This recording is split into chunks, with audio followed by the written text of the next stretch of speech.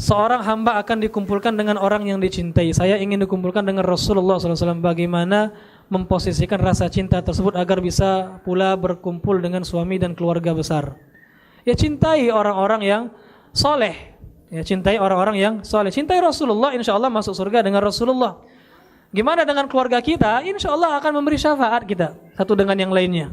Ya, akan memberikan syafaat satu dengan yang lainnya. Kalau kita sudah masuk duluan ke surga, selama sama-sama ahli tauhid, selama muslim, suami kita telat misalnya, kita akan beri syafaat, ibu, ya. Insya Allah suaminya juga masuk surga. Atau kita sebagai suami yang sudah duluan masuk surga, istri misalnya nyangkut dulu, memberikan syafaat, nanti bisa ditarik.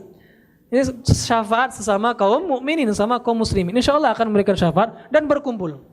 Ya, keluarga itu akan berkumpul nanti di hari kiamat, dikumpulkan oleh Allah Subhanahu wa taala.